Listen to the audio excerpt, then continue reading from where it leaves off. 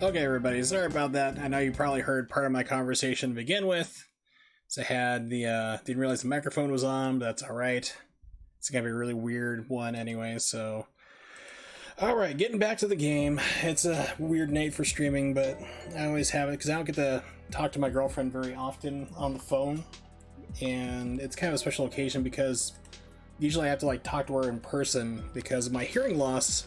It's kind of hard for me to understand people on the phone, but I'm making more of an effort to do it because it's nice to hear a loved one's voice. So whenever she calls, it's like I will pick up. I don't care where I'm at. If I'm meeting the President of the United States, if I'm streaming, it's like it doesn't matter. I'm just gonna pick up the phone. We're gonna talk, for a couple of minutes. All right, let's get back to the shenanigans.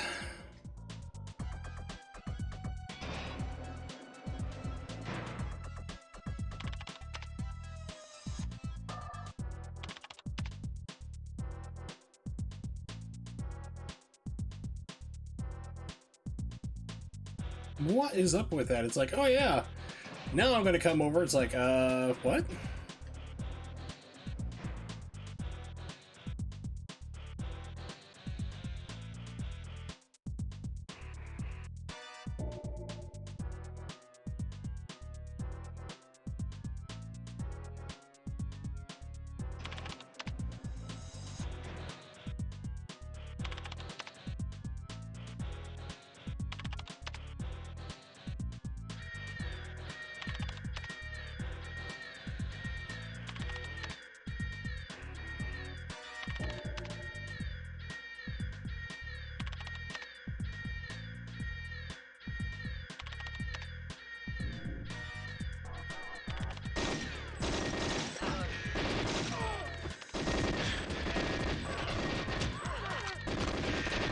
Why is she dying in one fucking hit? I don't remember her being that pathetically weak at all.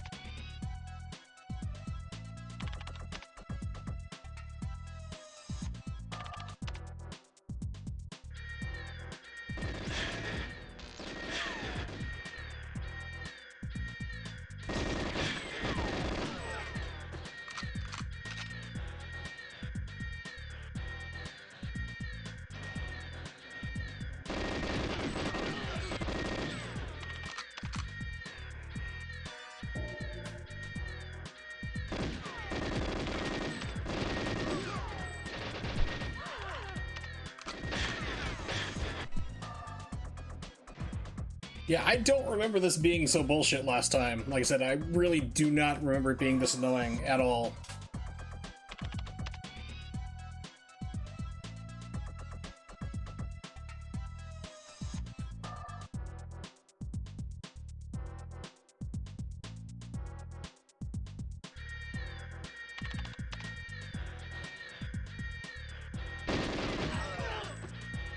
Yeah, so be careful, enemies will just magically teleport.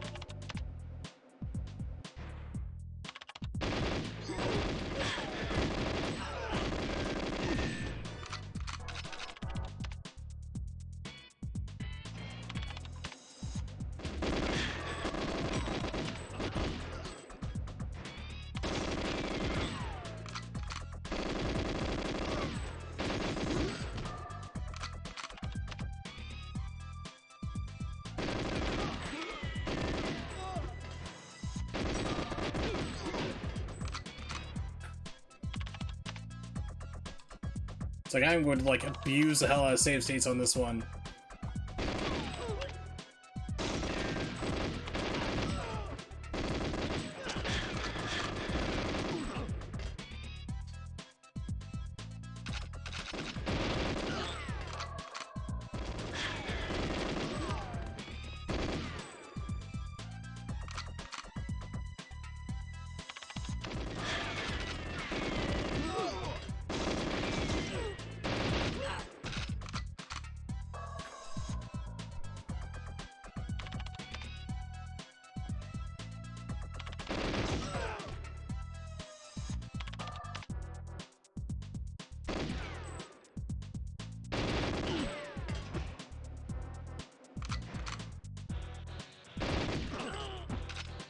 As long as you're not focusing on her anymore, I'm fine.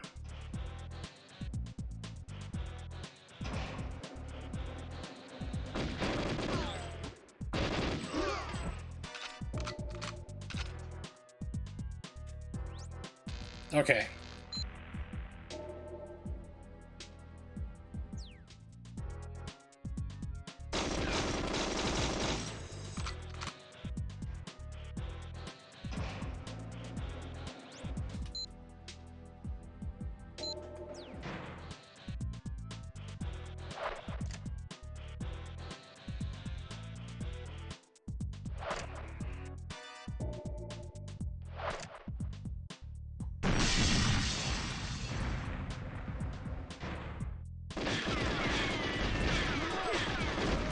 And just get butt fucked by everybody. All right, we're doing great.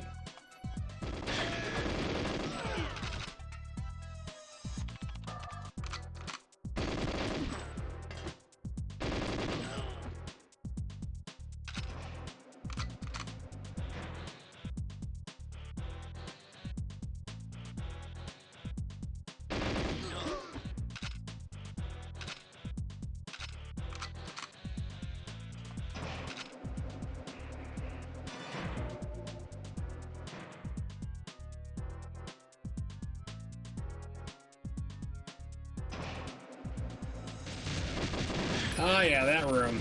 I remember that room.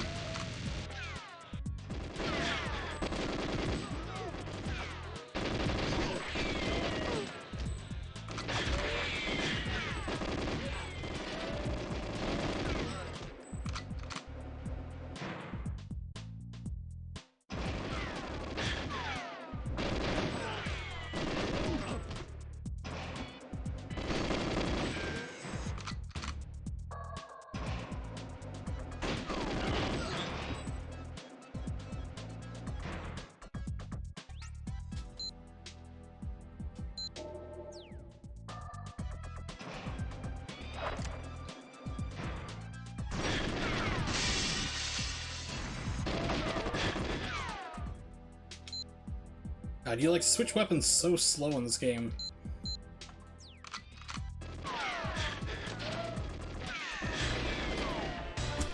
Fucking hell, man.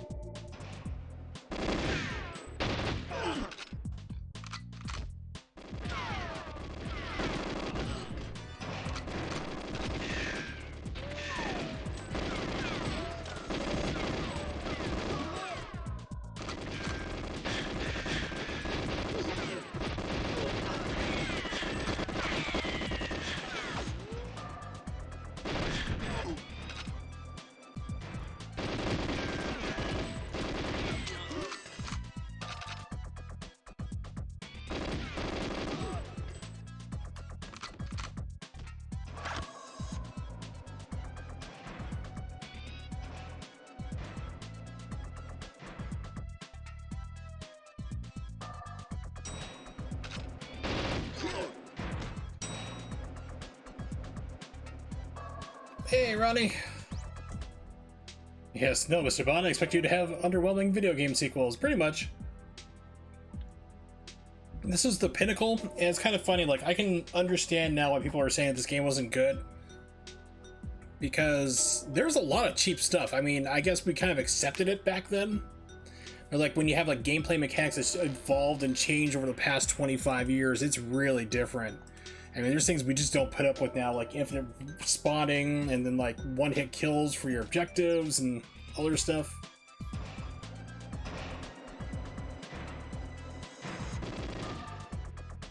Okay, so we're back here.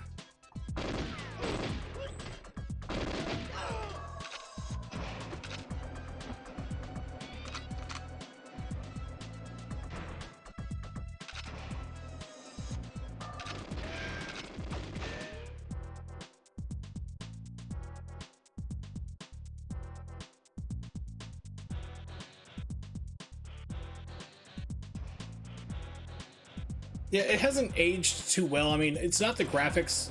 So I've heard people complain about the graphics too. I'm like, that's not what bugs me. What bugs me is like the different mechanics, like the different monster closets and weird stuff that, like, yeah, it's the mechanics basically just didn't do too well for me.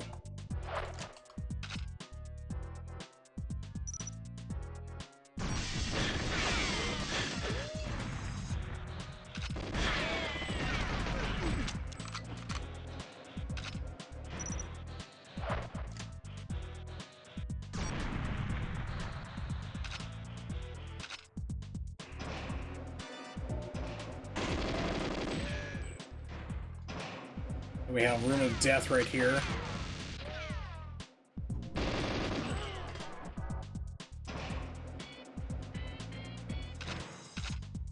Infinite spawning bad guys too.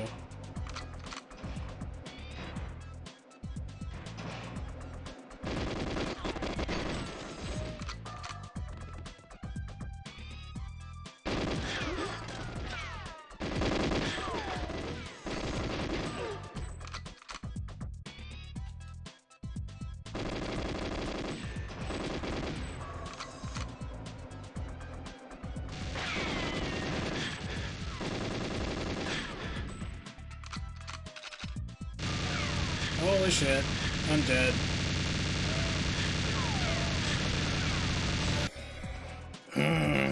It's things like that. It's like, come on, man.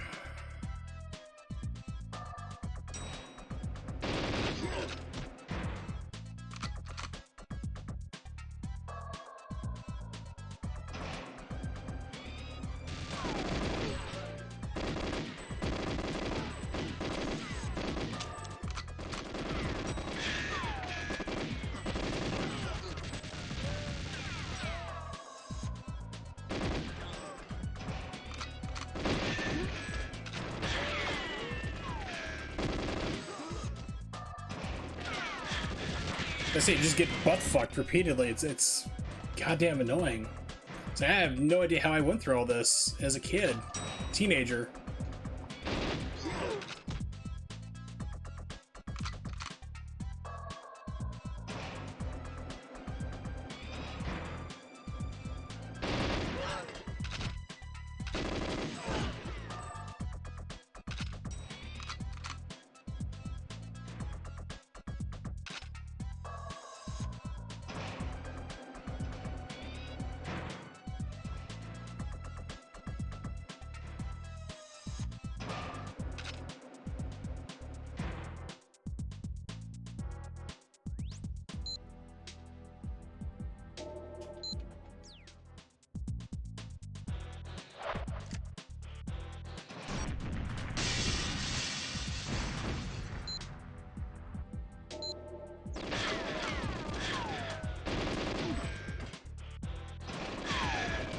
Yeah, I was like, there's no guy there, and the game just fucking spawns everyone on top of you.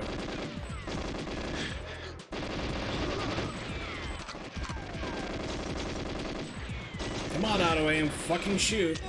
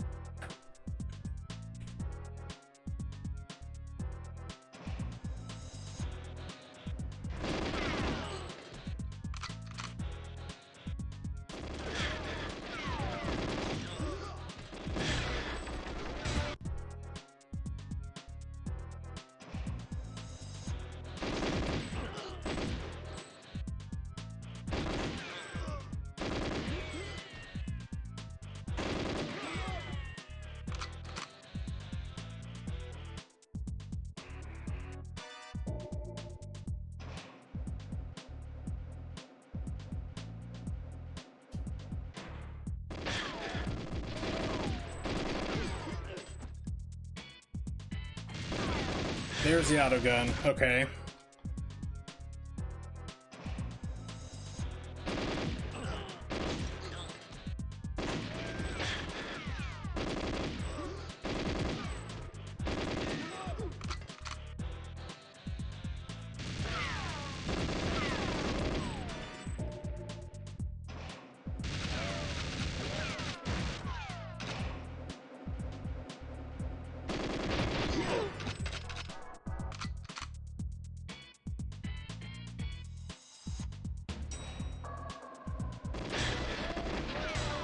See, it's bullshit like this. It's like really pisses me off. It's like not sure where I'm supposed to go. I'm supposed to destroy some mainframes apparently.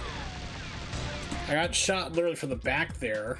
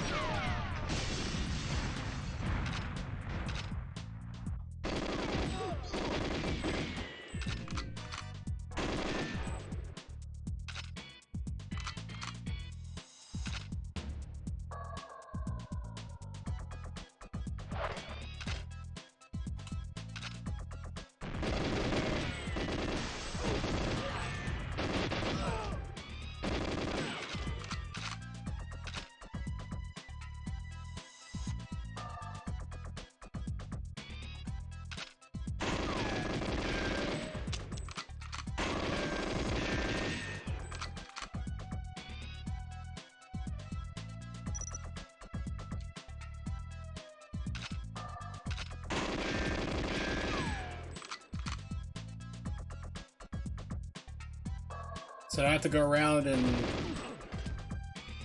hopefully somebody drops a grenade?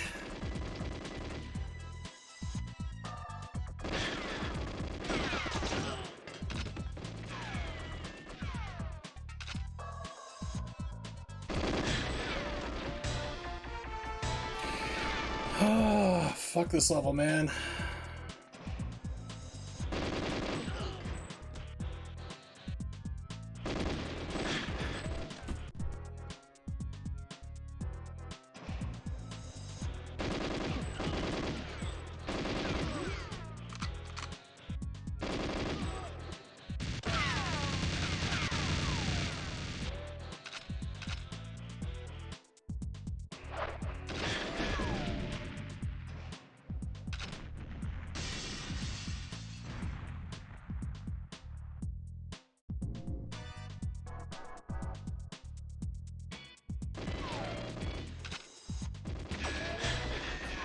Shot through the door that was closed.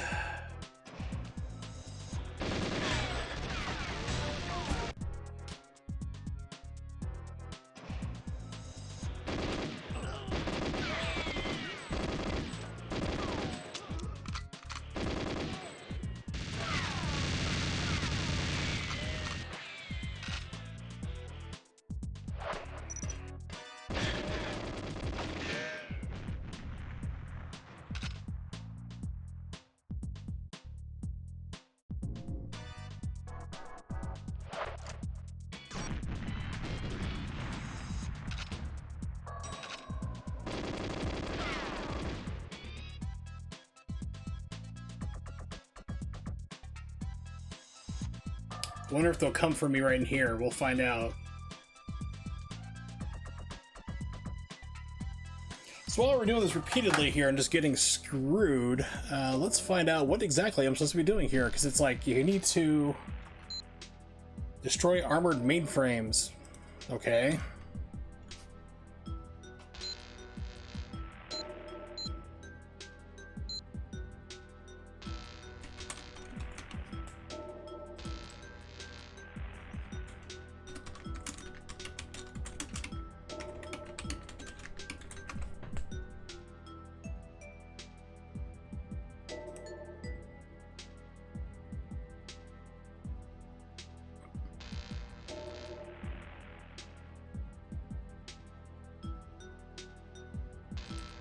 Appears to be a very popular question over 25 years later.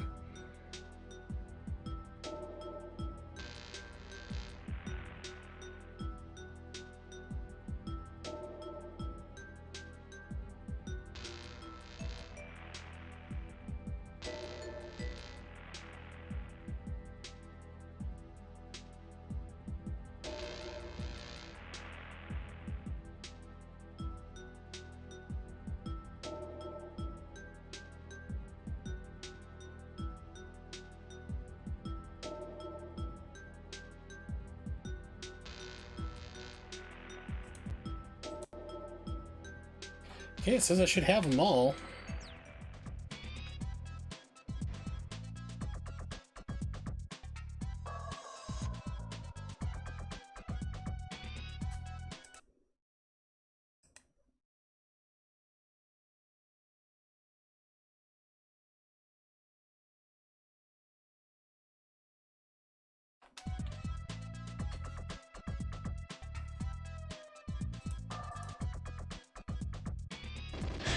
Yeah, they will come for me there. Okay.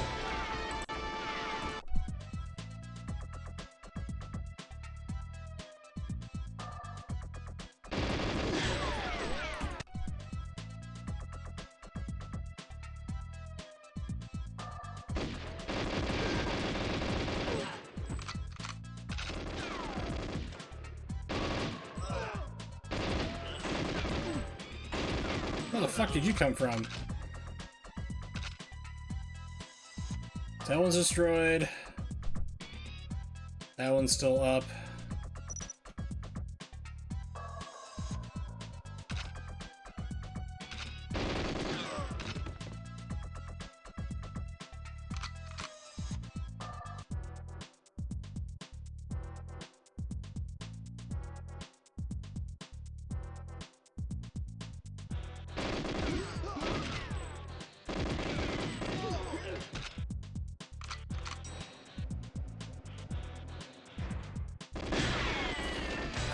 Yeah, so gotta redo the mission.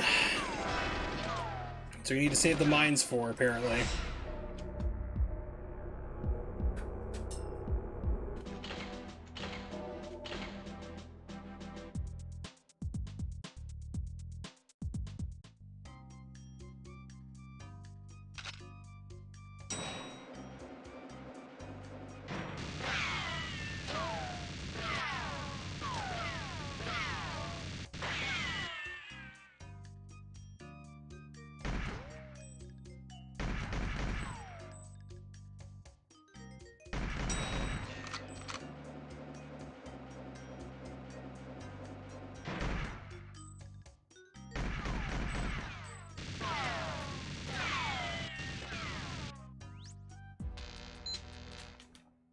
Yeah, it's like, things like this would not stand for today. At all.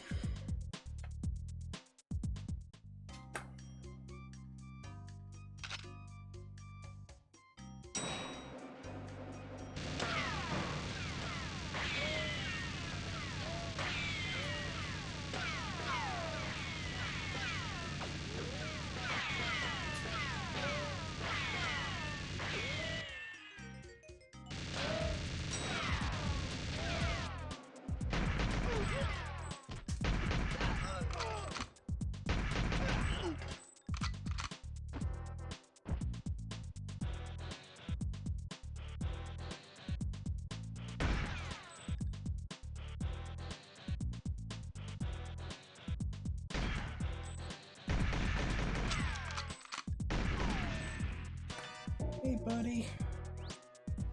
What you doing, Keiko? You want out? There you go. Bye-bye. Alright.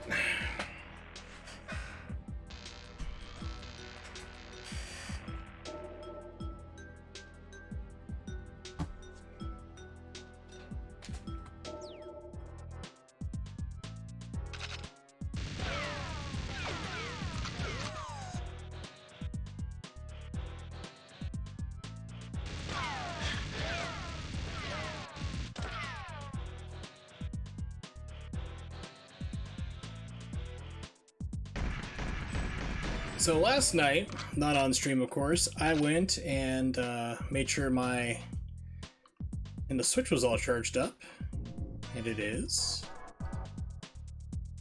And I played Bayonetta 2 for 2.5 hours. No problems whatsoever. No more glitching and hitching and all sorts of weird stuff. That seems to be gone with the last system update, so looks like as soon as I get my Elgato, I can start speedrunning Bayonetta 2 again.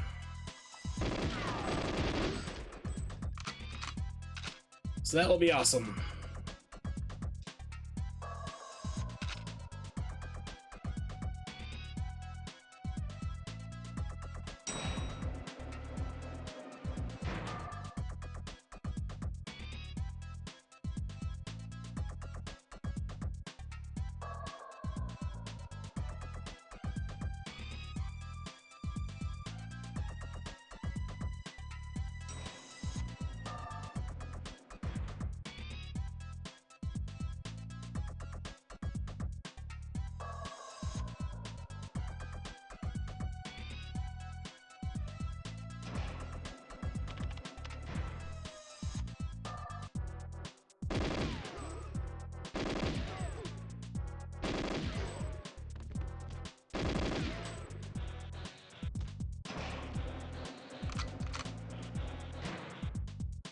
This guy always nails you right as soon as you pop out around the corner. He's got dead rights.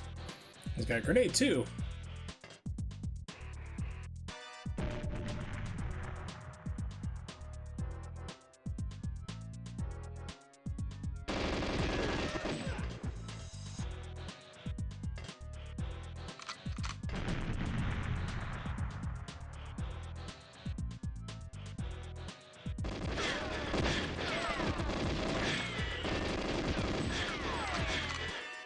Yeah, did you see that bullshit? Yeah, I watched it on the replay. He was not even shooting and I got hit. Like, he stopped shooting and the game's like, nope, peg, peg, peg.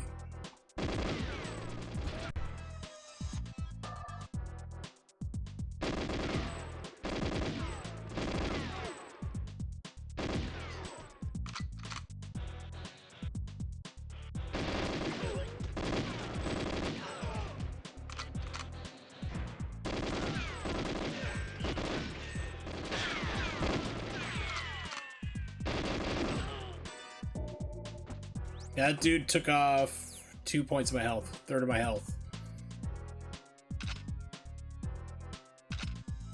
Not impressed.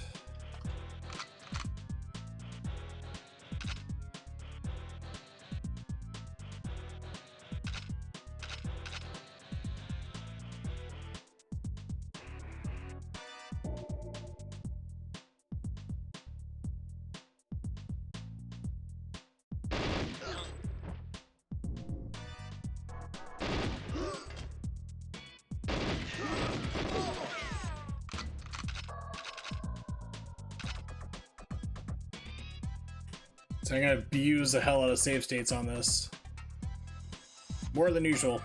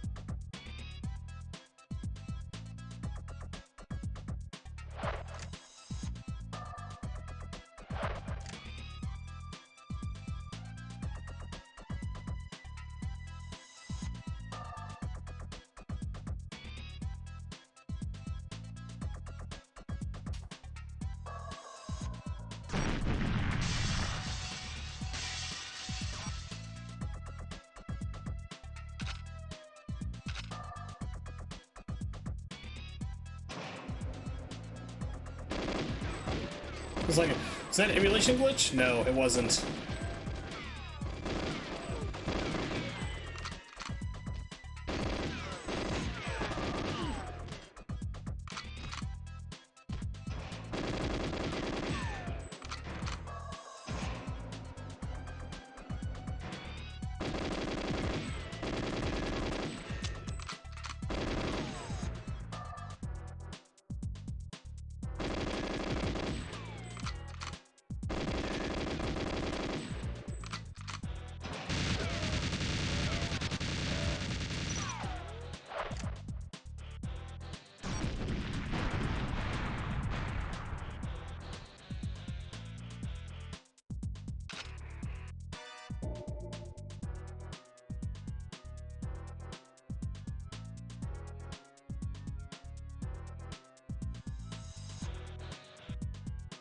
So of course, I don't think you can see the auto guns from here.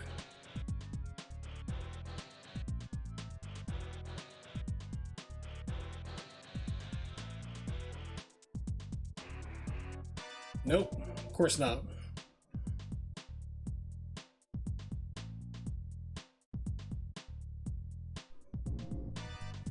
So basically do this before you have the horde of, like, infinite spawning people coming at you.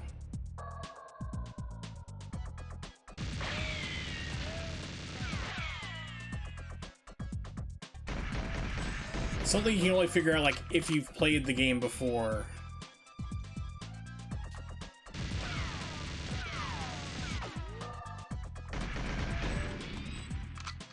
Just make sure there's nothing in here.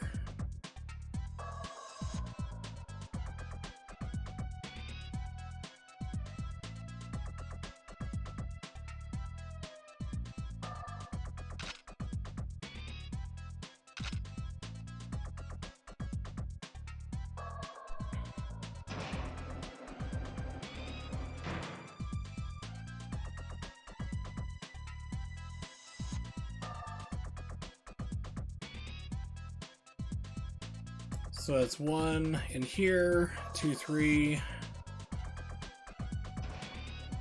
Then, yeah, we should have 4 and 5 upstairs. I think there's a total of 6.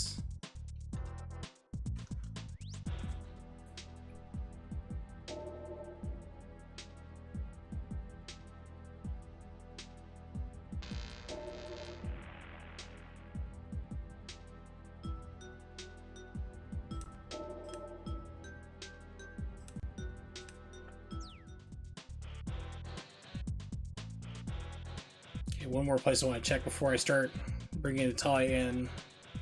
It's in this door here. Just double check. Now this is the stairs that came down. Okay. Yep, nothing in here. Okay, we're good. All right, let's bring her in for the good old cluster effing.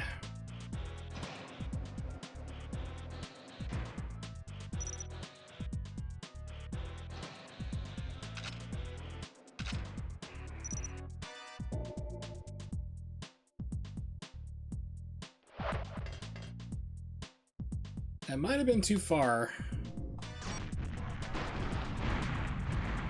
Yep.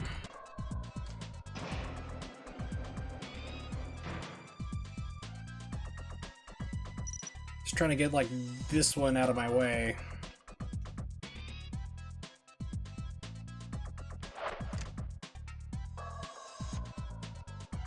And this one.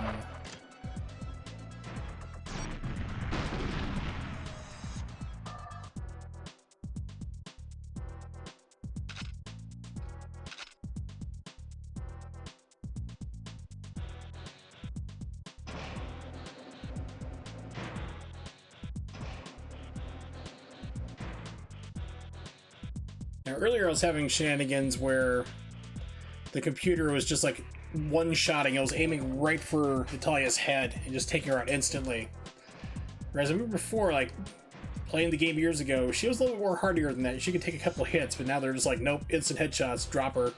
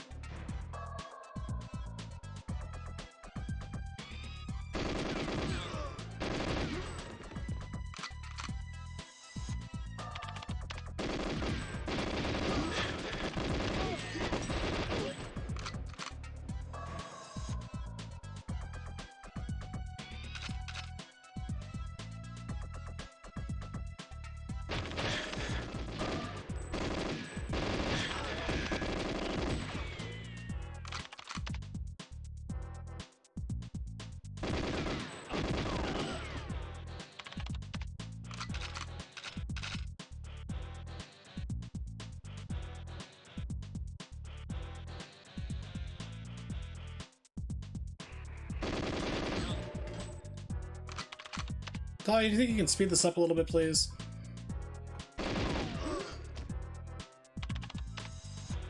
Yay!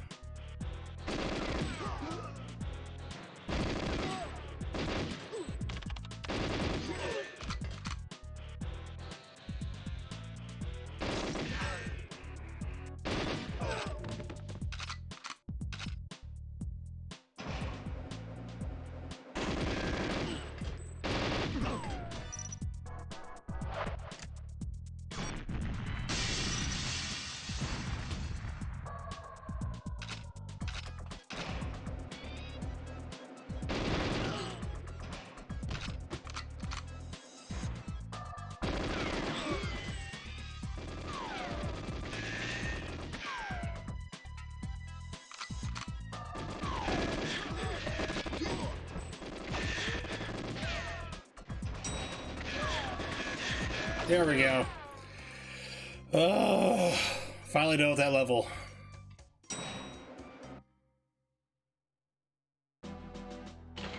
Yay! Alright. Water caverns. Don't remember this one being too bad, just like a lot of like winding cliff climbs and stuff.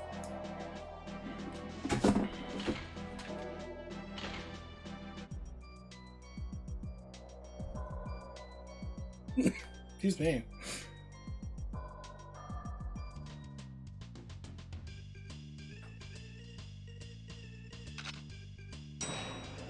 At least it starts me off with a good gun.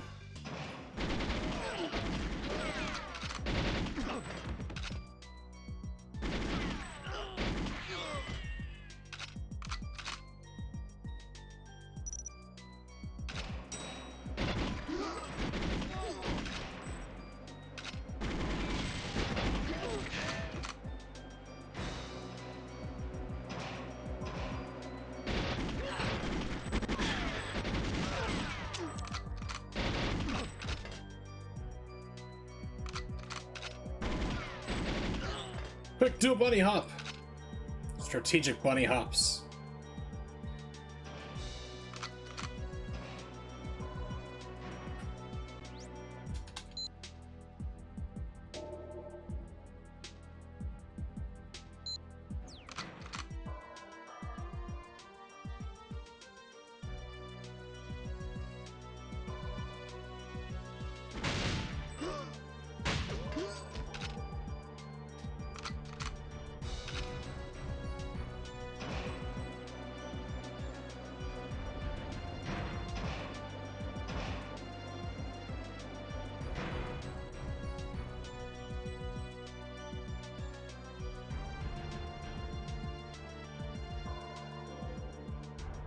Hello there, science man. Hello. It's like, can't get past me. Can't get past me. So what are my objectives? I should probably pay attention to. Destroy inlet pump controls, outlet pump, master control, minimize scientist casualties.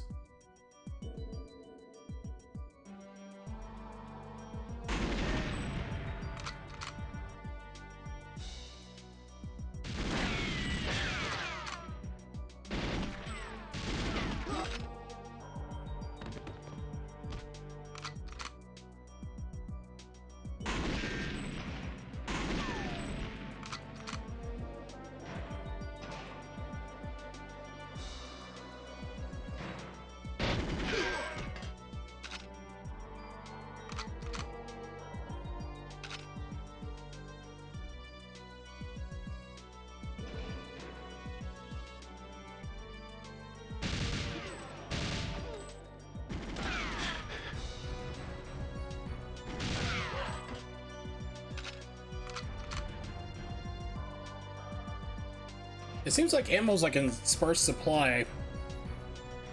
I don't know, maybe it's my gameplay or what.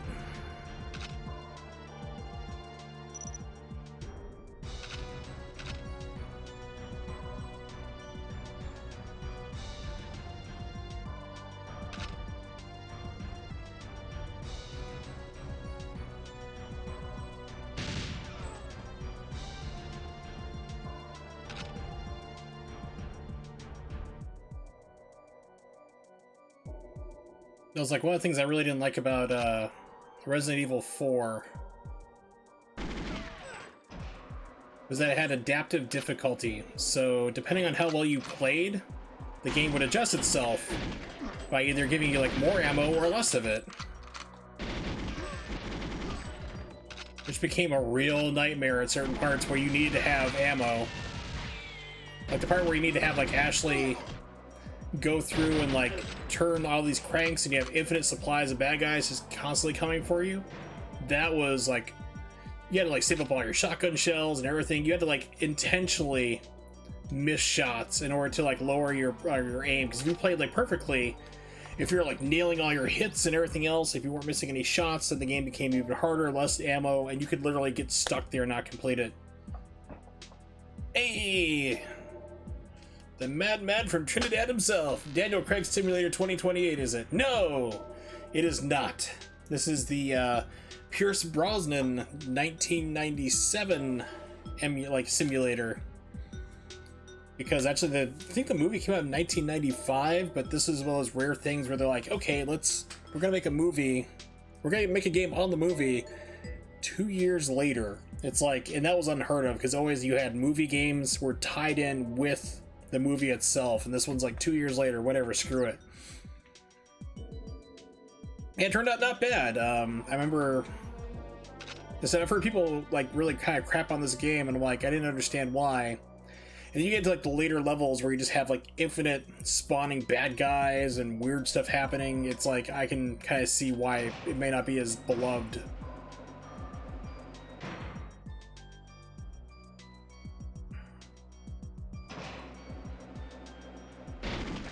I remember they did do, what was it, GameCube maybe? Or is it Wii? They did like a spiritual reboot or something like that of GoldenEye, with Daniel Craig instead.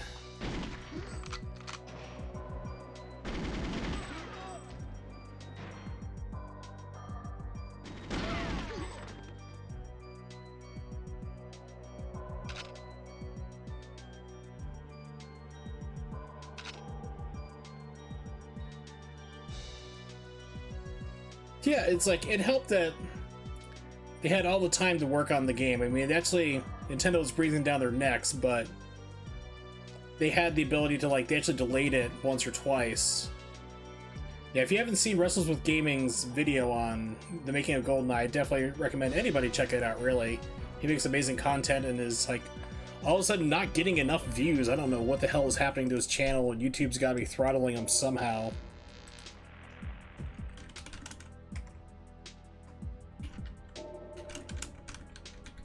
I remember like seeing like screenshots like back in the Nintendo Power of this game, and I was like, oh my gosh, I can't wait for it. And then it's kind of surprising to learn that that's the video, the making of GoldenEye. If no one's seen it, if you haven't seen it yet, by all means check it out. He's only got 18,000 views. What the hell? But yeah, it was interesting to learn like years later that, oh yeah, this was going to be like an on-rail shooter. It's like, what?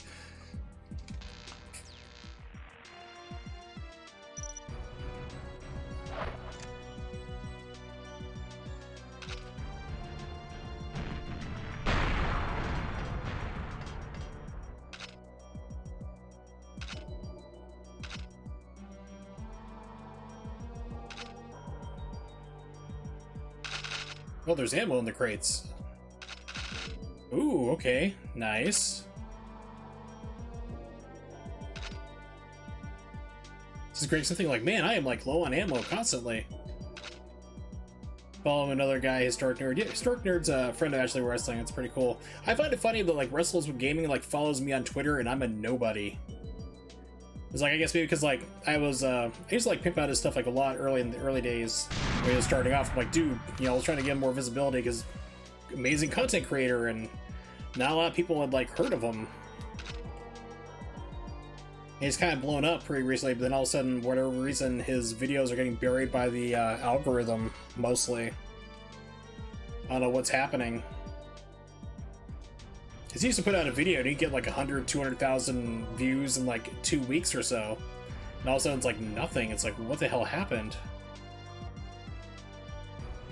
Yeah, I find it funny that like he follows me on Twitter, and I'm just like, I'm nobody really. I have a half-completed Sega Saturn video that I really need to get back and finish now that I'm trying to get a job.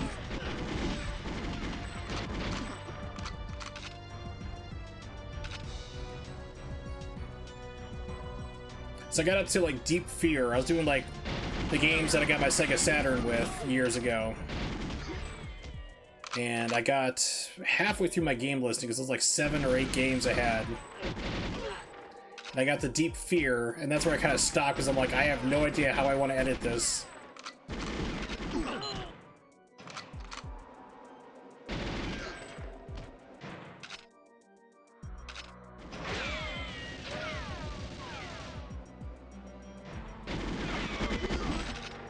Yeah, I saw Andrew Rosa did a, he does Mastercast TV on YouTube, another person you should check out. And he did a review of Deep Fear that I wish I didn't see, because he did this like, I had this like idea for like doing editing, but I'm like, I have ideas for editing, but I'm terrible at it. I have no idea how to execute it. And then I saw what he did for his review of Deep Fear. Yeah, it was kind of like what I wanted to do. I'm like, crap, so I don't know how to edit this now. It's like, that's where I got stuck, and then my mom died. So I was like, okay, well, this kind of gives me an excuse to kind of stop for a moment and try to regroup. I want to get this all put together.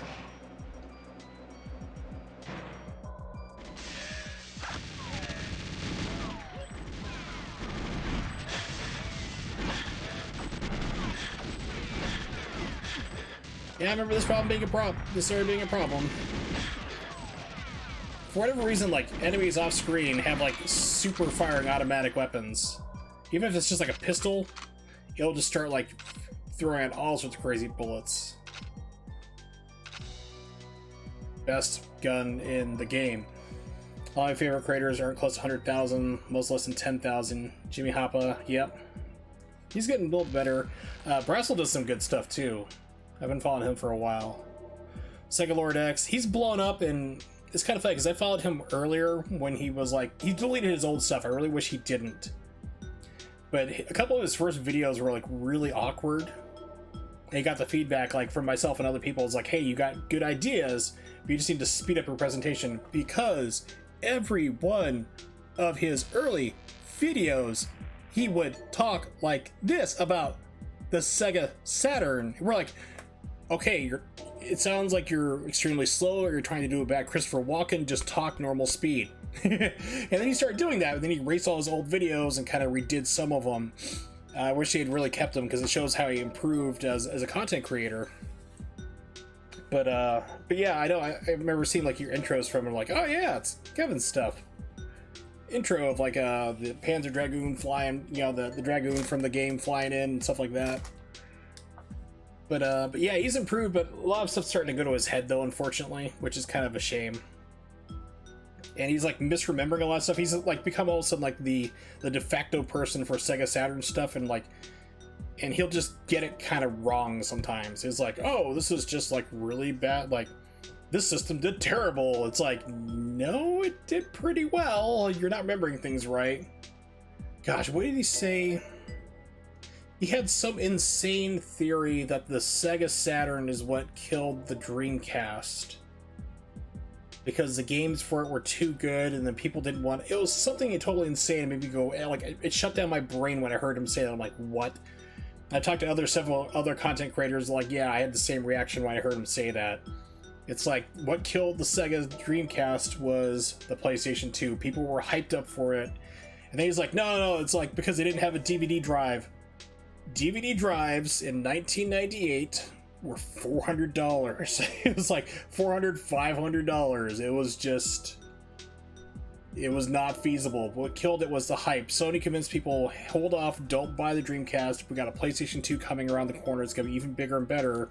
And that's exactly what happened. It's like, hype for the PlayStation 2 killed the Dreamcast. But yeah, he's got some weird theories about, and rose-tinted glasses theories about how Sega products died and stuff. It's just like, no, dude. But yeah, you gotta get comfortable in front of a camera, and how you talk and everything is a big part. But yeah, I really wish that people like that just keep their stuff. keep it up there. It's a learning experience. You can look back at it and kind of go, oh god, like kind of cringe on it, but it's good to see how you've grown, and other people can see too. There was another lady, Valkyrie Aurora was her name, and she's going by something else now. She has a lot of mental problems, to put it nicely. She's very nice, very sweet young girl. But she, like, deleted, she, like, basically had a mental episode and was like, I don't want to do this anymore, and just, like, killed all her videos, deleted them, and got mad when people were, like, had archived them before she did that. Like, she did this without warning, and they're like, we're trying to back them up, and she's like, you're not respecting my wishes, and people were like, we liked your videos. It's like, when I played Nier Automata, and people were like, what is this game series, or whatever, I would link them her video explaining everything, the entire lore of the series. You know, it's like, and then all of a sudden she took that down. It's like, she's like, you need to respect my wishes as the content creator. It's like, you put stuff in the public people love. They're gonna be upset when you take it down, like, for no reason. It's not really your video anymore when you put it up on YouTube like that.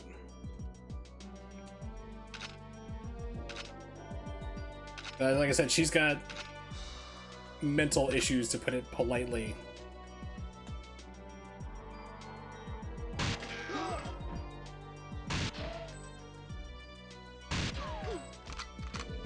This gun can shoot through doors. This is why I love this gun so much. Alright, so I need to find a keycard somewhere in here. I'm pretty sure it's in this part.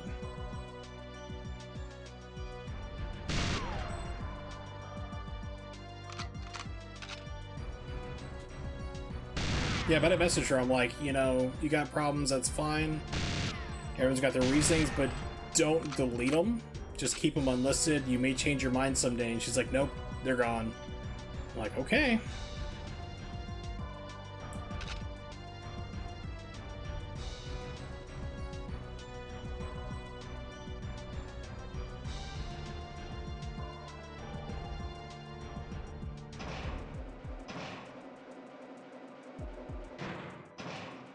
Yeah.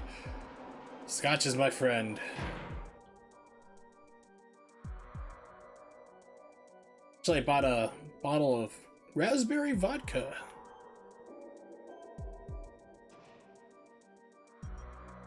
I'm a fan of, like, blended drinks or, like, mixed, like, flavored stuff. Yes, brownest of the brown liquors. You want me to drink you now? But we're in the middle of court. I gotta go!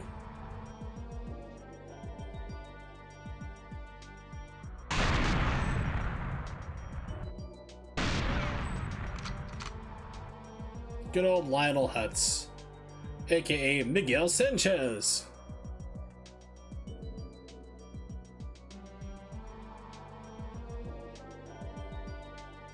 One of my favorite jokes from, like, the Lionel Hutz series was like, so you don't work on retainer? He's like, no, money down. He's like, oh, this is all messed up, and he's like putting down like commas. He's like, no, you need money down. It's no money down, like, you don't have to pay me. He's like, oops, shouldn't have this bar association logo either. It basically means you're not a lawyer. You're not sanctioned to practice law at that point if you don't have the bar association.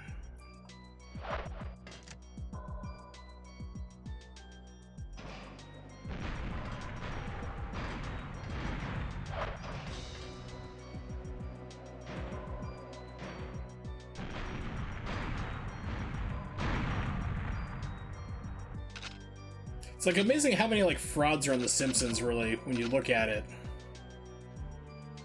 Yeah, Phil Hartman was amazing. You're like, what happened to Phil Hartman? Why did he stop being on the show? It's like his crackhead wife killed him in his sleep. Pulled out a gun and shot him in the head while he was sleeping. Like, oh. It's like, yeah. Why was Timothy Dalton the best Bond on my basis? He was more closer to... I liked him because it was different stylized, and Daniel Craig in Casino Royale embodied this as well. Bond was... okay, that was unexpected. He just came out of nowhere. But basically, Bond was written to be an alcoholic assassin, basically. A lot of times they had to, like, get him up and get him going. Like, hey, his handlers would get him up and, like, go kill this guy. He was also a sniper too in some of the books, and that's exactly what Timothy Dalton was. He was like closer to like the book and stuff. There is like he did sniper rifles. He was ready to just do hits on stuff. He was more cold and calculating versus more of like versus the woman's ladies man that Sean Connery and what's his face, Roger Moore. We're like, oh, I'm Roger Moore. I'm like 60 years old, trying to be sexy and 20. It never really worked for me. Although I did like the one with Christopher Walken as the bad guy. I did like that one. View to a Kill, I think it was. But yeah, it's like Dalton was more closer to like the original Bond formula. He was like the cold-hearted assassin. He was there like to do his job, kill somebody. If a woman gets in the way, neat. But and it wasn't until Casino Royale when you had we had Daniel Craig kind of embody that too. So it's kind of a shame that Dalton only got those 2 movies, because I think he could have done more with it. With his character, it was kind of going in an interesting way.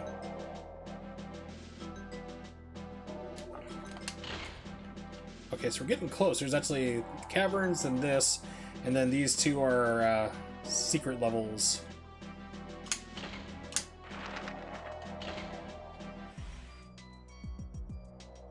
Yeah, I expect you to die, Mr. Bond. Wow. Yeah, I know my like Walken impersonation is terrible. I love Christopher Walken.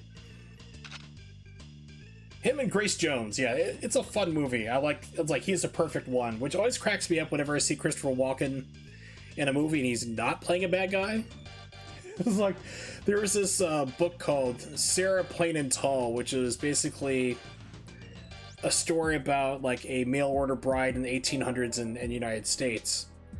And they made a movie version of it, and Christopher Walken was like the father to like these 3 kids, and he like has Sarah, you know, come out to be his wife to mother the children he has. And Christopher Walken's the father. I'm like, run, lady! He's gonna kill you. He's gonna put on your skin. He's gonna like monologue at you first.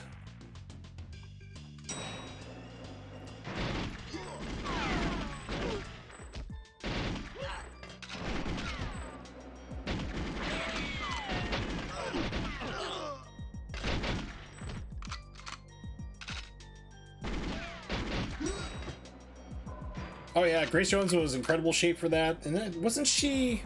Yeah, she was also like in the Conan movie too, wasn't it? Or was that Red Sonja?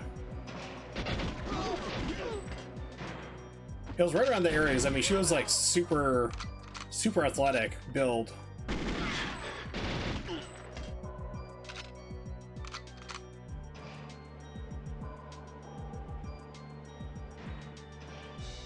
It was funny because I seen like a documentary on View to a Kill. There's this one part where they're swimming through the water and something gets electrified. It's not supposed to be, and kind of blows up next to her face, and like you hear her scream. It was something like that. Either like she didn't know it was going to happen, like it was going to pop, or they knew. And they kept that in there because she was like absolutely terrified. So it's funny to see this like Amazon woman just like, nothing scares me and I'll kill everyone who gets in my way. All of a sudden like start screaming like hysterically. And she's like, I can't believe they left that part in the movie. It's like, I can.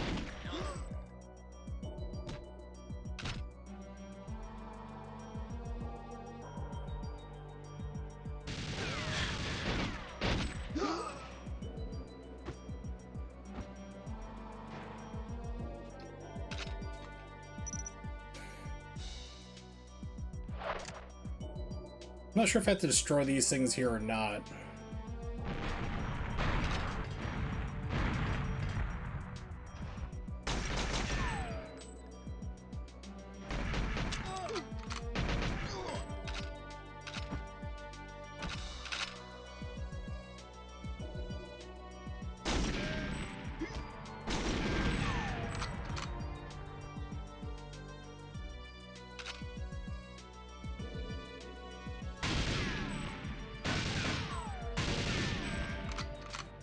There's a reason why they call it Zombie Simpsons.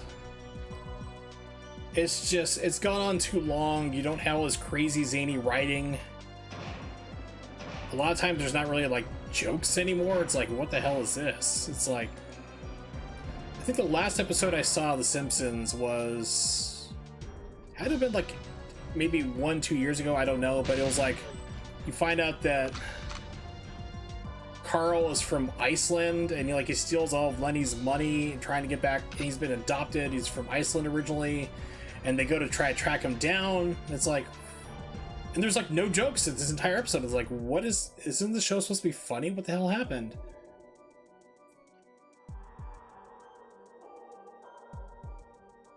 And then you have like was it Gus has replaced kind of Lionel Hutz. I think that's the guy's name.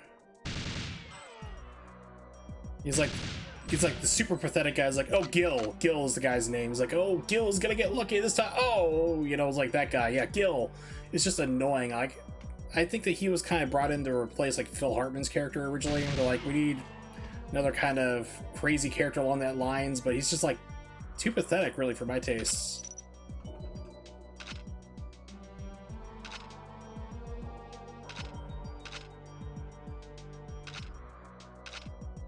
There's been entire episodes with Gil, like, the show is just like, it doesn't have its charm anymore, which is why I tell people, is like, legitimately, the best episodes for the show, like, best seasons were 4 through 12. 12 is like getting real tail end of what's acceptable.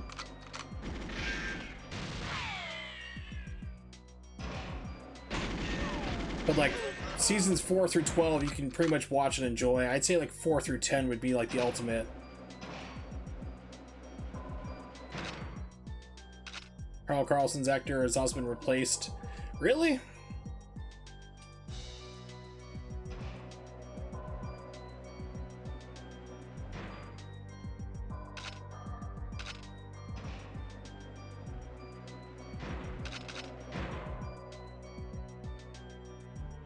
Okay, no one's coming after me, it looks like. Maybe. We'll see.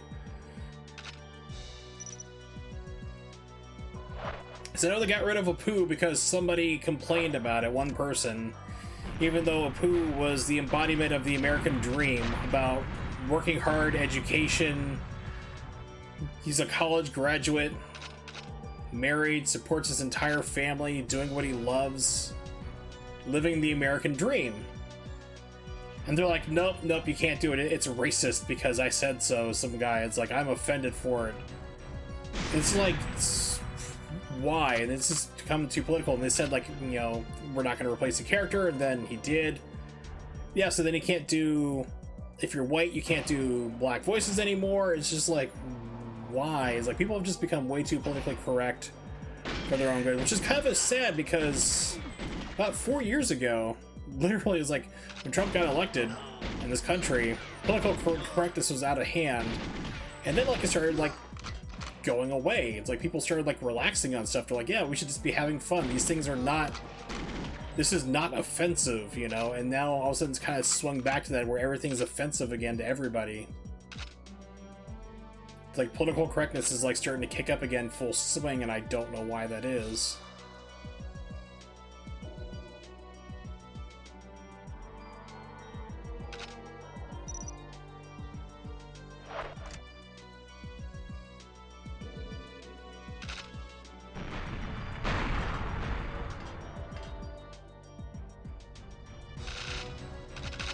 Yeah. That's the funny thing is I actually know people in India. Like when I went to India for my job years ago, they loved Apu. They thought he was great. It was like, okay, so it's like no one is upset with him. Like I said, he was literally the embodiment of a person who was trying to live the American dream, and he had succeeded. Immigrated to America, became a United States citizen finally. So he has his own business, married, has kids, supports them all, college graduate. He's doing what he wants to do. He's happy. He made a business and he's planning on turning it over to his kids.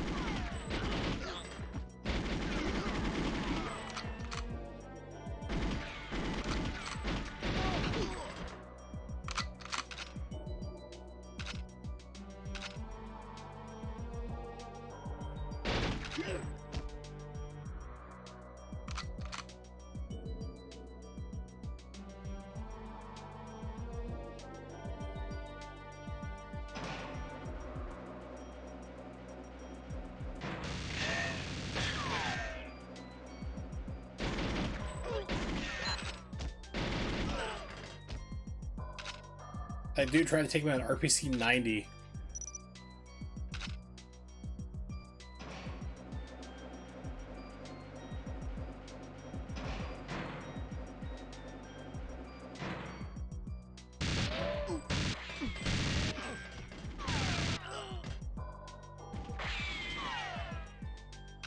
Oh shit.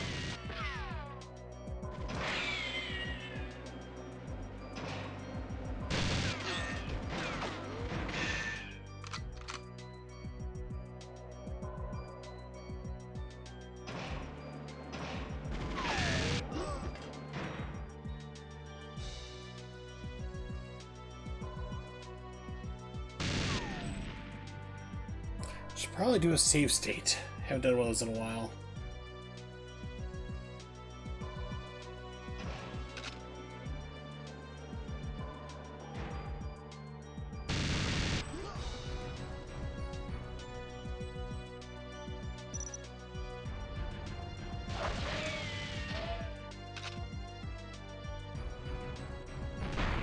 Yes, I know. It's what I like about people too. Like, you can't use emulator. You have to use the real thing. It's like you have to buy the game too. It's like I own this game.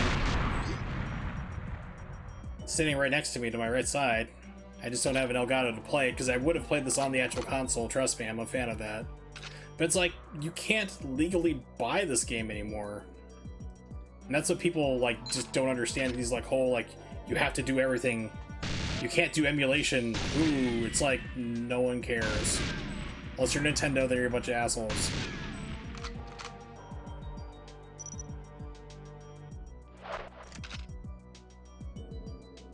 Yeah.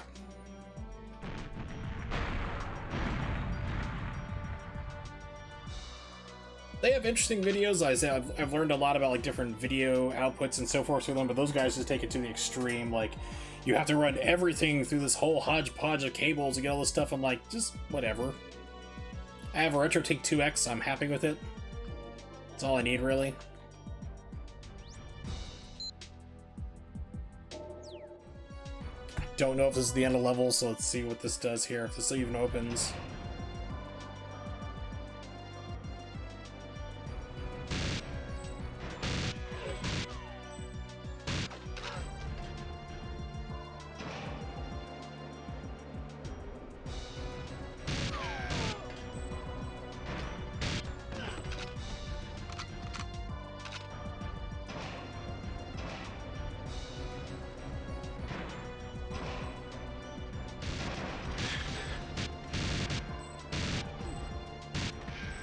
Okay, so this is the end of the level.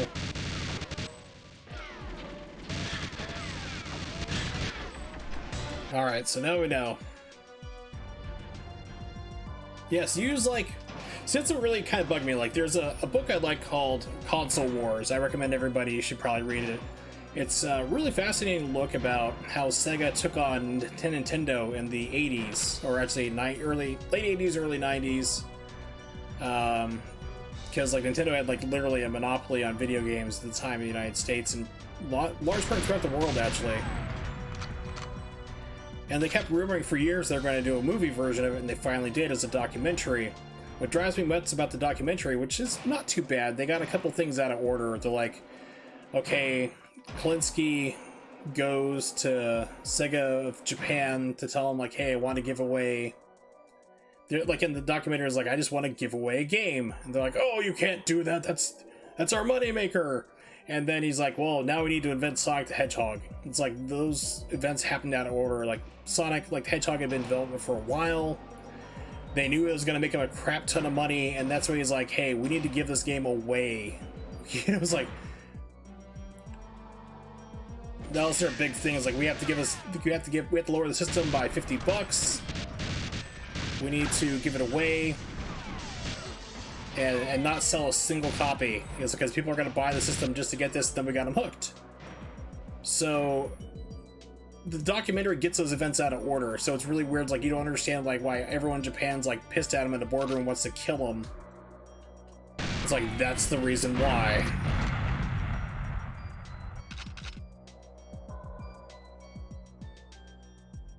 So what really kind of pissed me off about like that part didn't really make me mad. It was kind of like annoying. Like, okay, this is gonna be out of order. People are gonna be a little confused. But what they did was they used emulator footage for everything with vertical scan lines. It's really bizarre to see. Yeah, it was really funny to read in the book. Like, I tell people to like read the book if you can. I have the audio book as well. If anyone wants to listen to it, I will drop you a link for my G drive. It has it in there.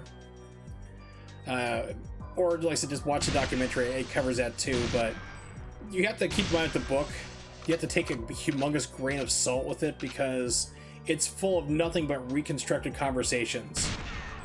It's like this guy had this historical facts instead of just reporting on them. He's like, no, we're going to have this huge, long conversation between Al Nielsen and Tom Kalinske, and he's going to say someone's as graceful as a giraffe, and it's like weird, bizarre stuff. It's like, okay, but when the book goes in actual, like, these are the facts that happened, that's when it gets really good.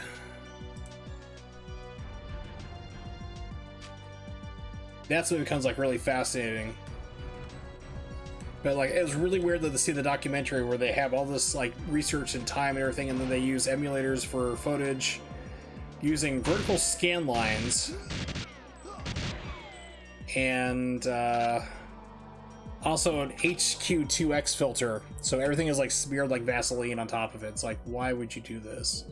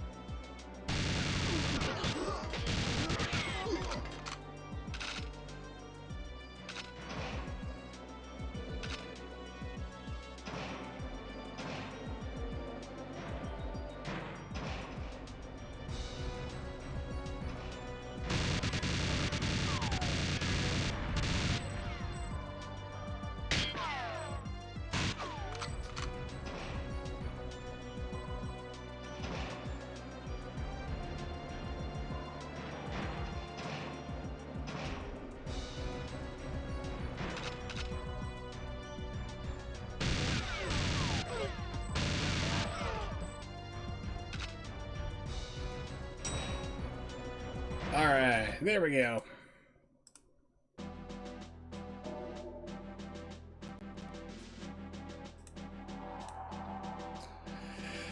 Oh, so I went through all that and apparently I failed because scientists died.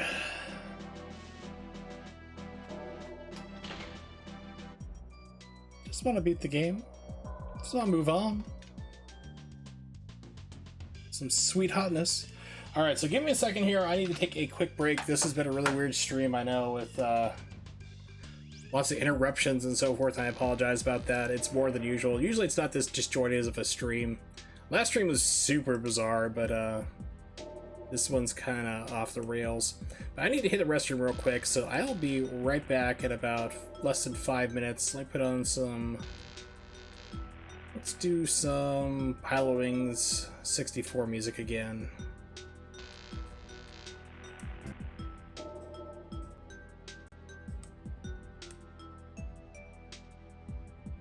So hang tight, I'll be right back in a minute. Yeah, too sexy! Yeah, it should be tagged as mature.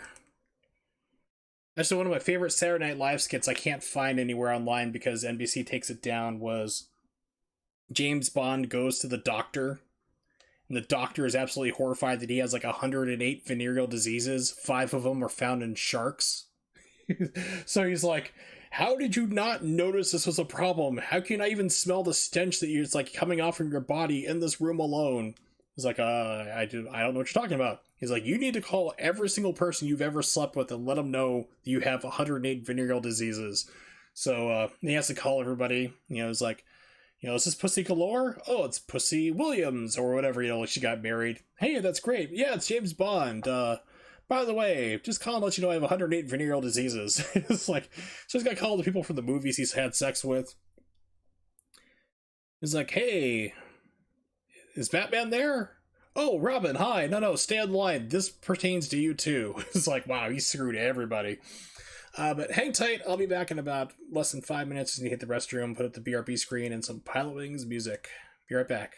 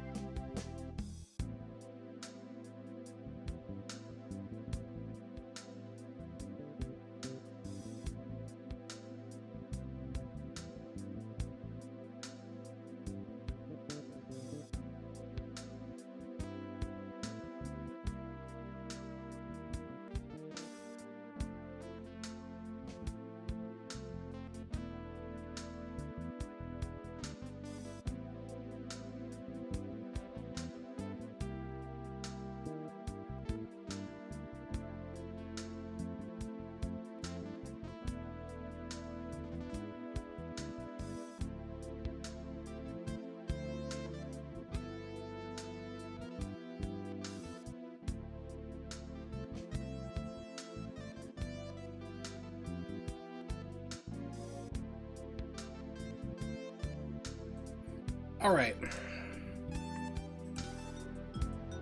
Back.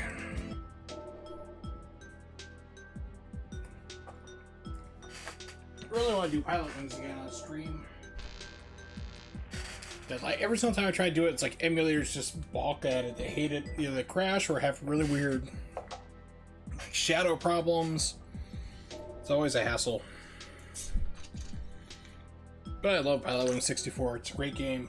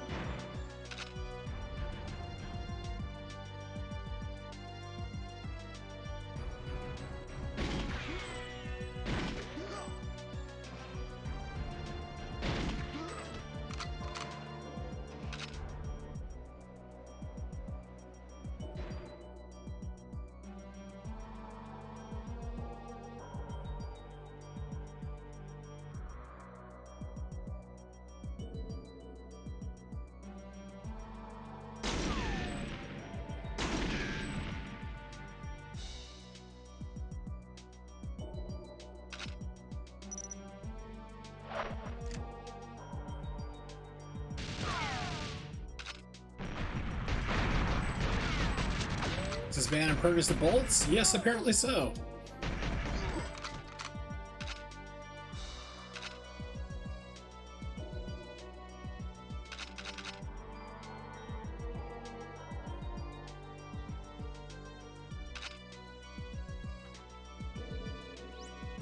Alright, here we go. Take a swig of water, sadly. Alright. Excuse me.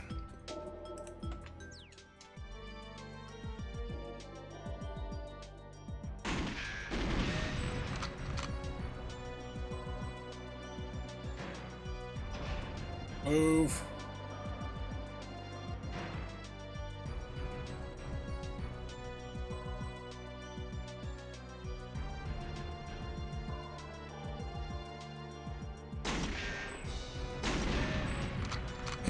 Okay, good. Abuse save states. Must get through game.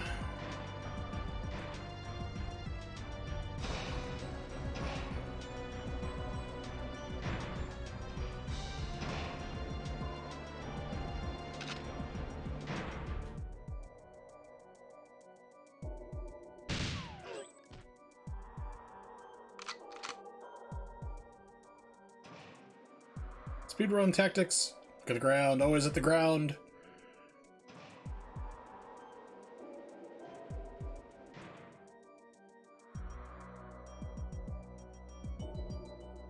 Yeah, speedruns for this game are insane just because you rarely get to see what's going on. It's like, look at the ground, cause less frames per render, because I'm playing through an emulator, of course, which is actually had it set to run 60 frames per second. This game doesn't run that fast. It's usually like 30 to 20.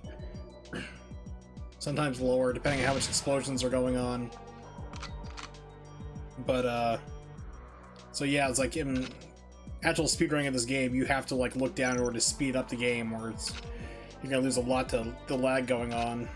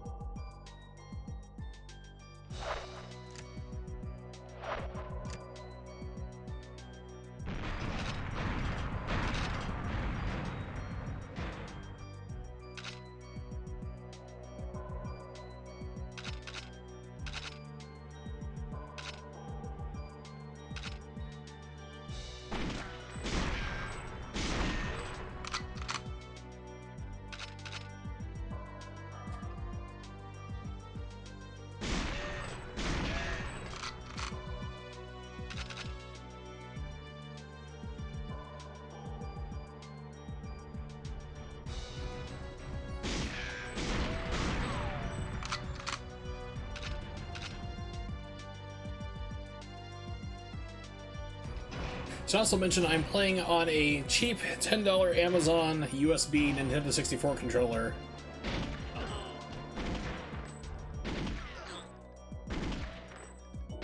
Keeping it real. So another game I love, that I would love to stream, is Troublemakers, or I should say Mischief Makers is the American version name of it. So it's known as Yuk Yuk Troublemakers in Japanese, which I have a copy of, which I love the box art for the Japanese version of that game. And American version is called Mischief Makers. And it's a platformer of all things. So it's been done by Treasure, people who did Gunstar Heroes, Alien Soldier, Ikaruga. They did some really good stuff. And it's famous for its shake shake quote. Shake shake. So that's a game like you really want to have. This is actually why I bought this controller off of Amazon. Was just to play this game on an emulator. Because when you try to play it on like when you try to use a Xbox controller or a PlayStation 4 controller, the C buttons get mapped to the right thumbstick. And you use those buttons constantly to dash in that game. It's really hard to hit it. Like, you need to do fast button presses, like fast dashes to get places. It's just about impossible to do play it on a Xbox controller. So that's why I got this little cheap thing, and I was thinking, well, let's go through and we're gonna be playing some GoldenEye. We might as well do it right. Play it with that controller.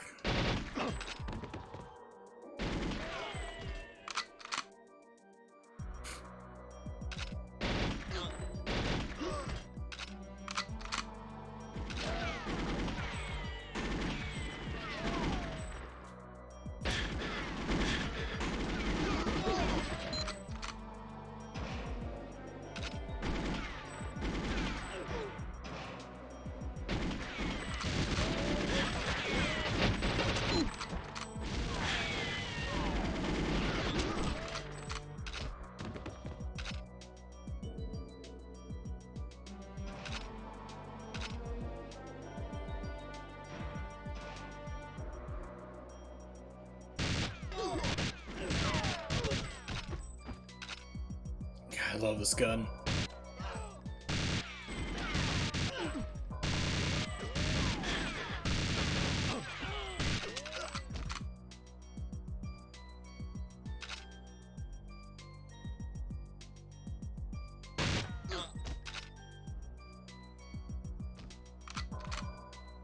Okay, it's just a hat.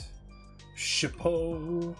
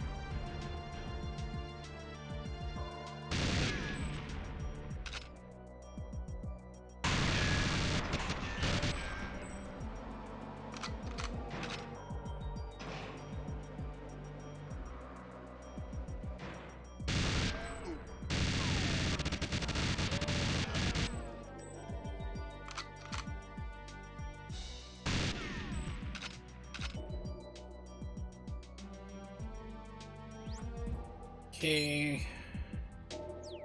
Need to look back at the Master Control one now.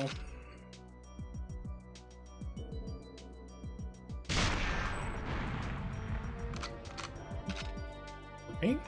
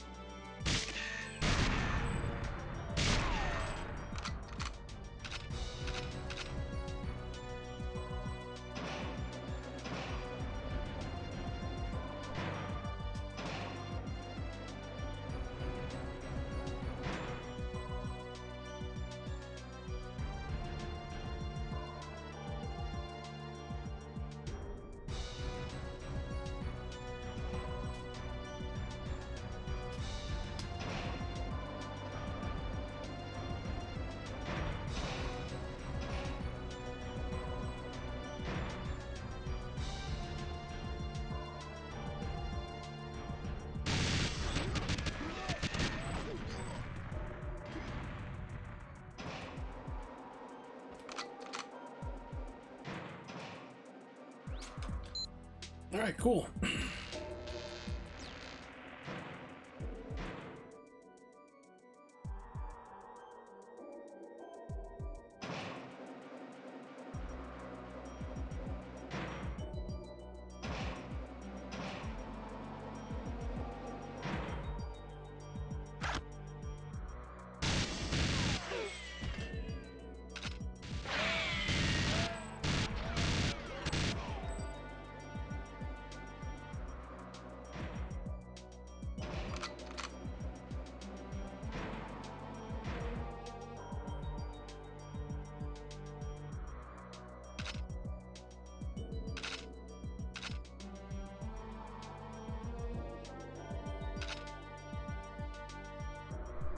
So this should be about the exit to the game, and it's locked. My keycard somewhere I didn't pick up from a bad guy. Because I like to fling stuff whenever they die, making it even worse.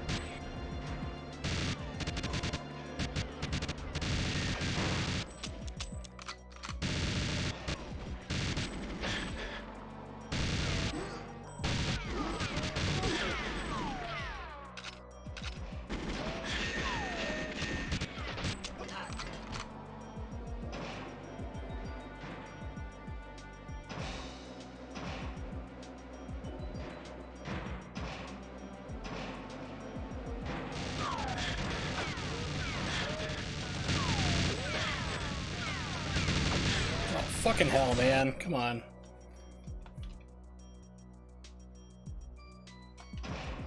So the problem is, like, it's become really obvious playing this game. I can understand criticisms of it. Usually they're not saying, like, there's problems with spawning bad guys, which there is, literally. Like, say, close all the doors, all of a sudden people just spawn in. Shouldn't be there. It's like, there's problems with this game, for sure. It's not a disaster, it's playable, but it's a game of its time, literally. Okay.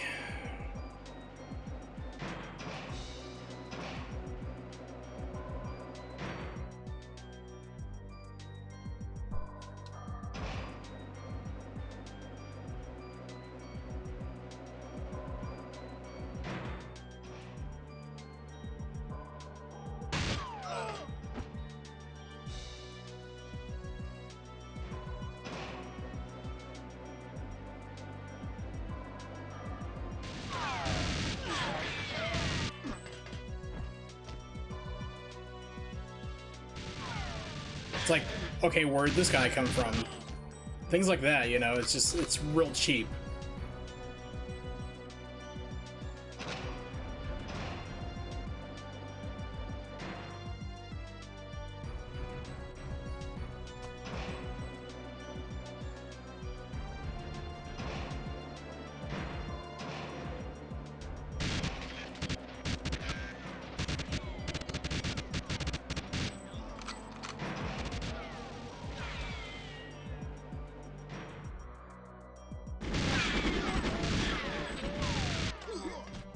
Bullshit like that.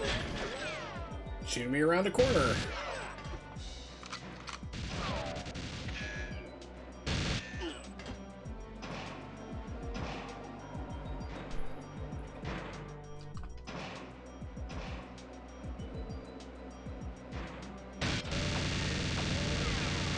God damn it, game. Let me aim.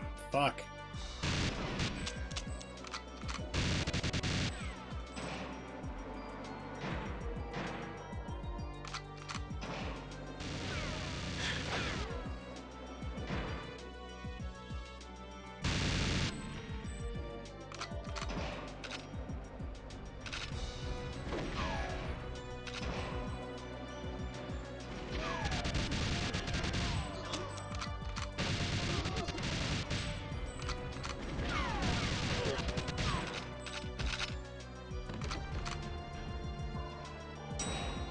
So just let me get past this level.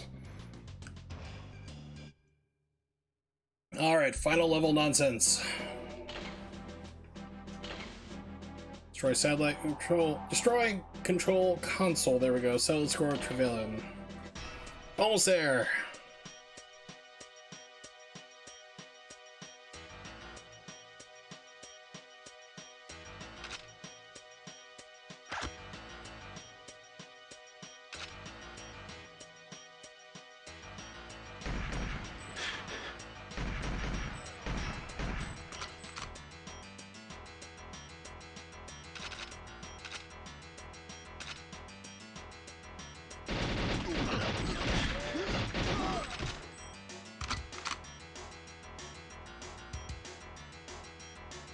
I'm getting stuck in all sorts of geometry.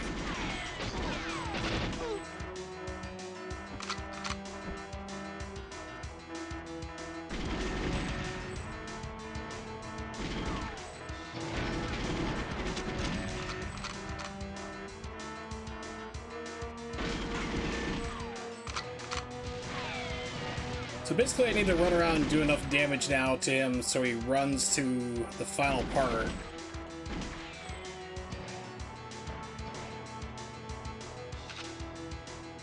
I'm out of fucking ammo. Oh my god.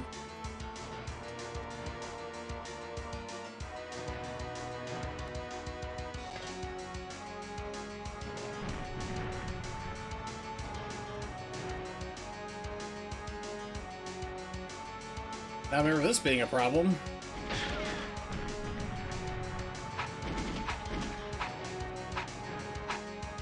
Are you impervious to hand slaps now?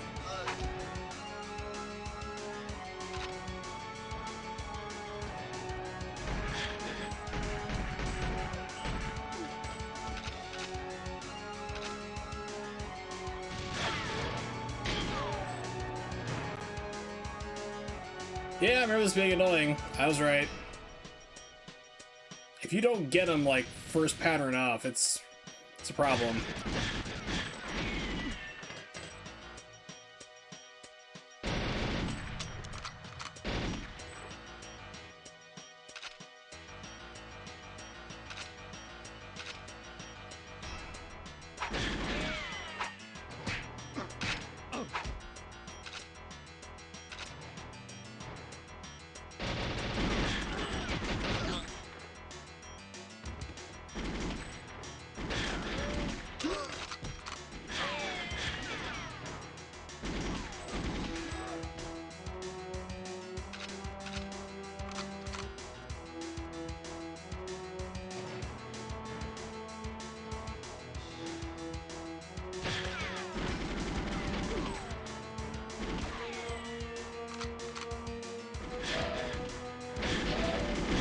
I can't shoot my gun, it's literally stopping me from shooting.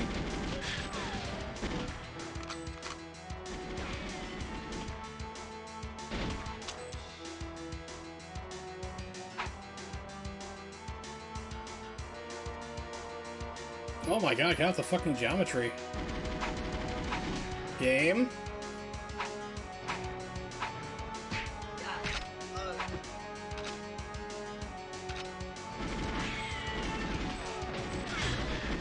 Yeah, that's insane.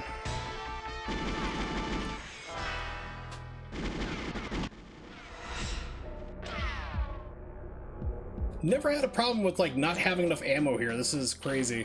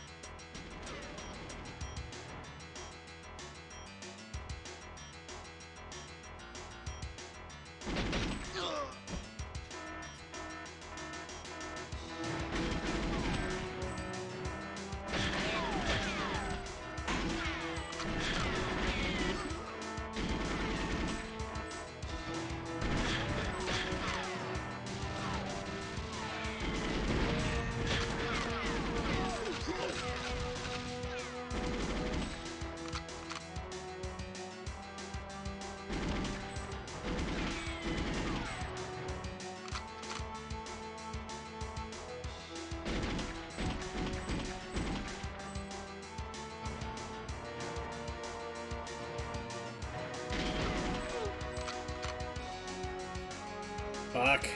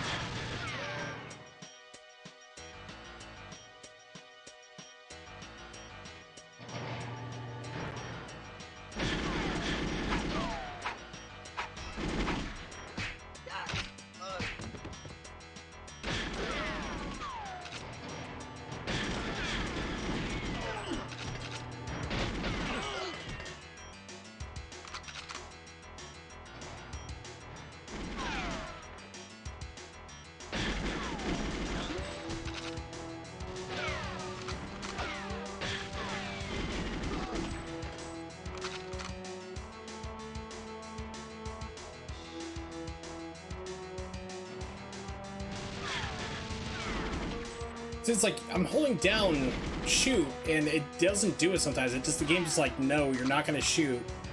We don't want you to right now. Like right there, I've had it held down for like 3 seconds. No gunfire came out. Fucking hell, man. Oh, right back here. Well, fuck this game. I'm done with it. We've beaten the game. Congratulations. Yay. Not putting up with this nonsense anymore.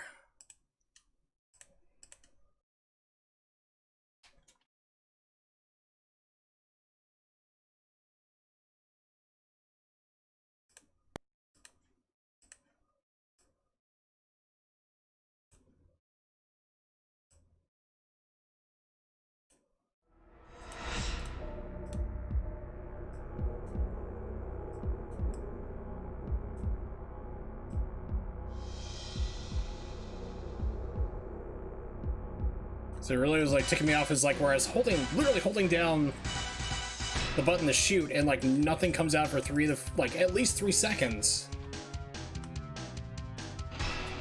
The game's like, no, we don't want you to shoot anything here now. We want you to get close. Menu toggle. See if we can have some fun.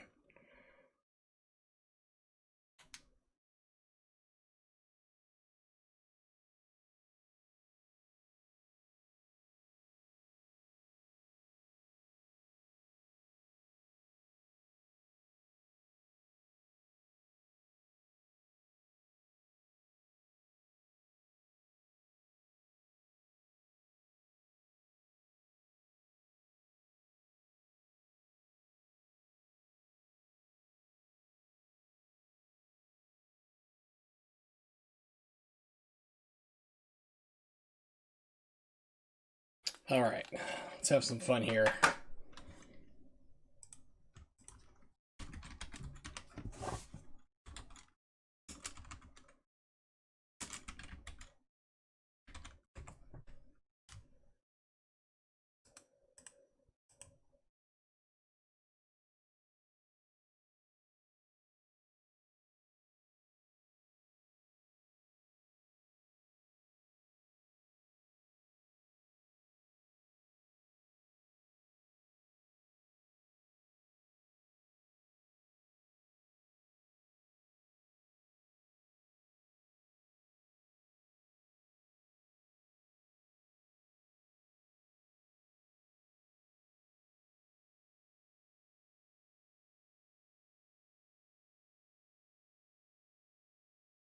All right, let's see if this works.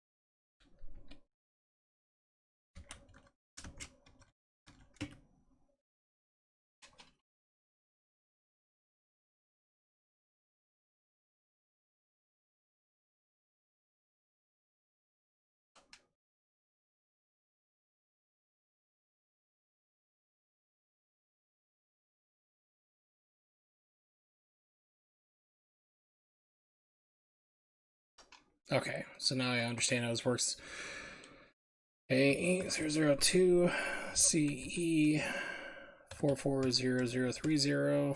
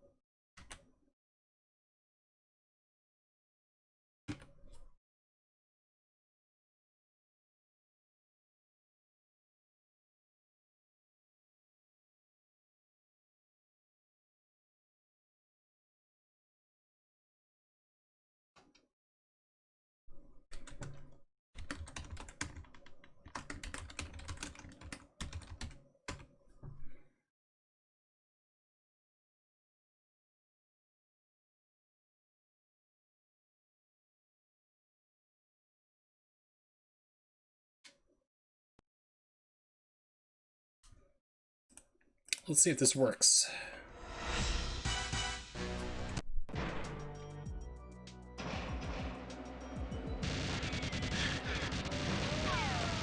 Does not work there.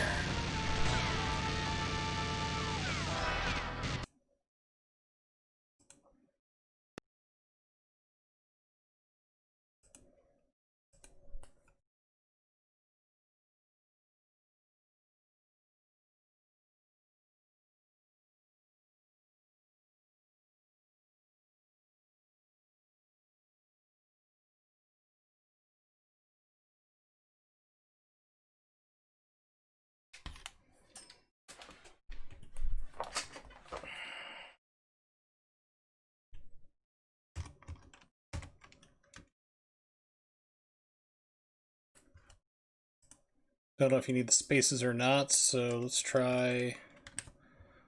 Fuck. Heat. Okay, there we go.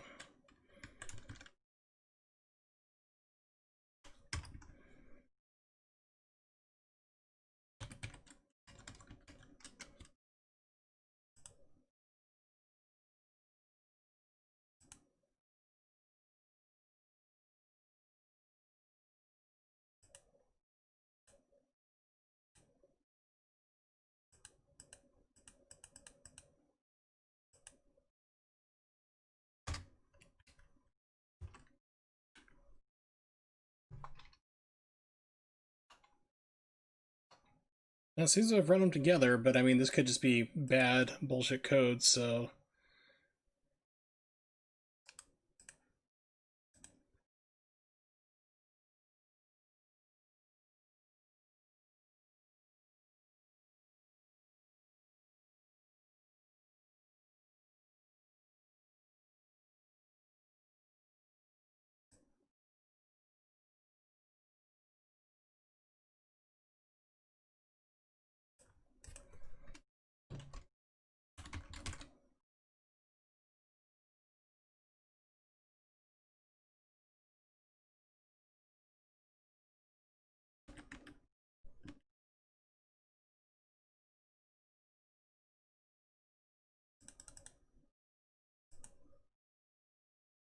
Okay.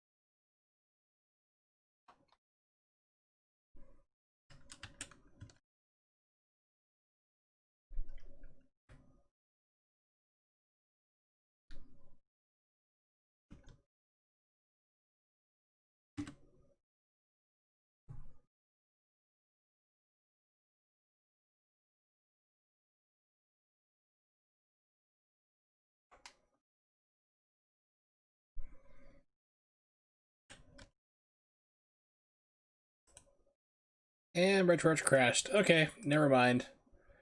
Fuck it. Alright, so we're gonna just call GoldenEye done at this point there, because I'm not putting up shenanigans like this again, just to get past it.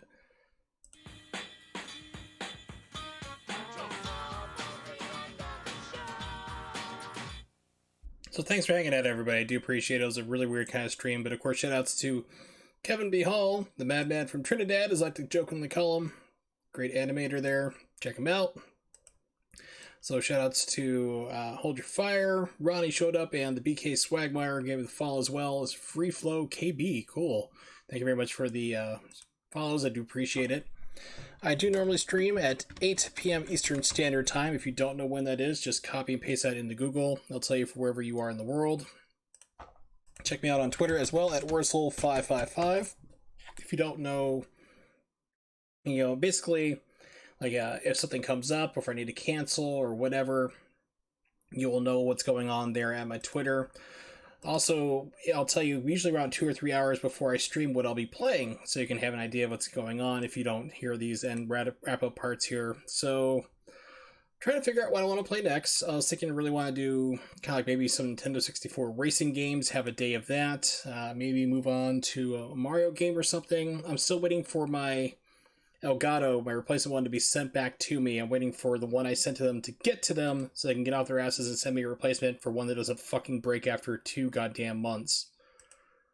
Like, they sent me a reply, it's like, hey, you have a request pending. I'm gonna say, hey, you fucking morons, check your goddamn UPS slip. It's sent back to you. It's like, they keep saying, like, you need to send us, your broken exchange. We can't exchange it if you don't have it. It's like, fuckers, what's wrong with you?